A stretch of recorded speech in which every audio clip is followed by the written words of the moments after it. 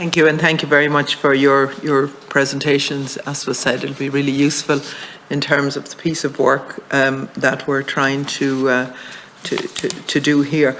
It seems like everything is pointing in the one direction in terms of the independent therapeutic services that are needed within the schools.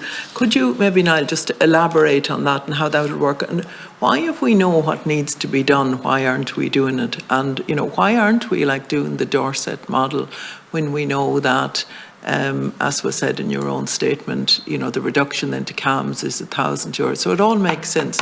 So what is stopping it from being implemented? I suppose the discussions that were had previously were that the government or the state has made a policy decision that therapeutic service will be signposted by the Department of Education to the Department of Health, and it's not the Department of Health's role to provide therapeutic services. That's the theory. That was Sharing for Vision has created that narrative. But as far as I'm concerned, I think we need to just go past that.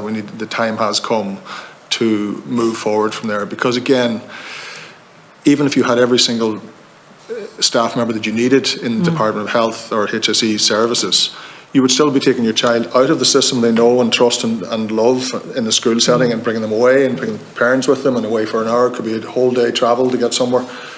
Whereas here you've got an opportunity to work with the child in the space that they trust already. They don't have to miss anything, and it gives a real sense of comfort and well-being. And they're back to the friends they know and to the teacher who they trust and all that sort of area. So again, it's overcoming that policy narrative and allowing themselves to believe that the Department of Education have a role in providing this. But I think they do need to recognise that it has to be shared, and Department of Health can't have it both ways. They can't tell them you can't provide it, and then when they do provide it, not help them.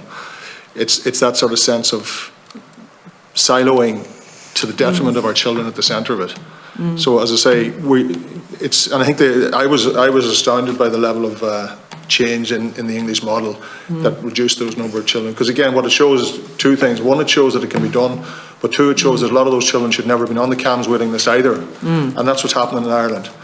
And I think we can get that early intervention, that really quick help to provide it. And it also, over 2 or 3 years, I think we'll see in England that the schools will need less and less support, because they become more confident, they'll understand the system, they'll understand their children better, they'll be able to incorporate more work that way.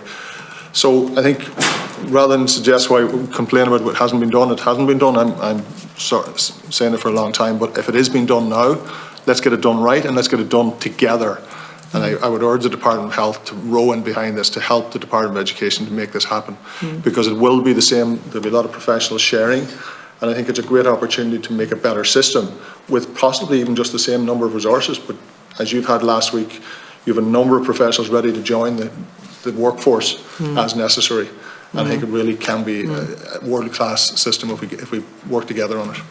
Yeah, I think it's important that we do, and it's interesting that you say there it's not so much about resources, it's about the will of the Department of Health coming together with the Department of Education. So it seems like the two ministers really have it within their power to direct that to happen and to evaluate that then. I'd be very clear from my point of view, if the Department of Education are putting forward 5 million, the Department of Health should put forward the same.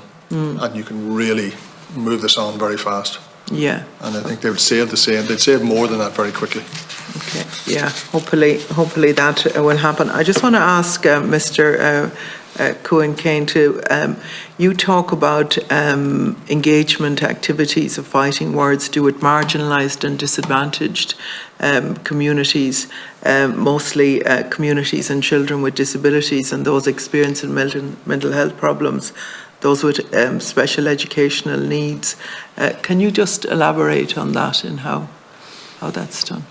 Well, the model we're using, Deputy, is around partnerships. So we work with Oberstown, we work with As I Am, we work with Dyslexia Ireland, we work with the Central Medial Clinic, we work with DESH schools. So we respond to requests from all of these organisations that are working specifically with children who are marginalised or who have special What kind of education needs. engagements? Just give us an idea of the engagements. It's a very simple model, really, where you're just giving them the space to create their own story, their own play, their own script, their own poetry or stories, where we will support them in terms of using their imagination to write their own stories. And then we go through the whole process of publishing those stories and promoting those stories using social media on our website. And then following up these activities with some schools, we'll write books with the children and publish those books. So, for example, at the moment we're involved in an elaborate story seeds project all around the country, where we're working almost in a Chinese whispers way, doing chapter after chapter with class after class, with group after group, and publishing all of these stories in books as a celebration of ideas and just the confidence that children can get out of seeing their books published. We've published a book annually with the young people in Oireachtas, just as an example of how positive futures can be imagined out of that creative process.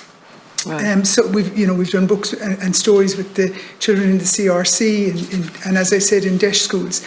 And while it's a very simple idea, it can be transformative. And because it's simple, it's something we can do everywhere with every child if we have the resources, support, and indeed the backing in terms of teacher education and curriculum space.